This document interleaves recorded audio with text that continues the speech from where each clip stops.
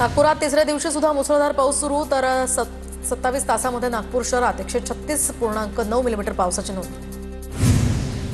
नागपूरसह परिसरात मुसळधार पाऊस। नरेंद्रनगर पुलाखाली पाणी साचलं, पूल वाहतुकीसाठी सध्या बंद। मुसळधार पावसामुळे भंडारा जिल्ह्यामध्ये 2 दिवस शाळांना सुट्टी जाहीर। भंडारा जिल्ह्यामध्ये सध्या ऑरेंज अलर्ट जारी। चंद्रपूरमधील गोसेखुर्द धरणाचे 33 दरवाजे उघडल्यामुळे वैनगंगा नदीच्या पाणी पातळीत मोठी वाढ तर ब्रह्मपुरी आहेर नवरगाव मार्गावरील वाहतूक यामुळे बंद। गोंदियामध्ये सुद्धा मुसळधार पावसामुळे गावातील अनेक घरांचं नुकसान। तिरोडा तालुक्यामध्ये सर्वाधिक घरांची पडझड। गडचिरोलीमध्ये पुराच्या पाण्यात 2 बसेस अडकल्या। रात्रीच्या सुमारास पुराच्या पाण्यात अडकलेल्या या बसांची सुटका। नाशिकमध्ये पावसाचा जोर काहीसा ओसरला। दुतोंड्या मारुतीच्या छातीपर्यंत पोहोचलेले हे पाणी आता सध्या कमरेपर्यंत।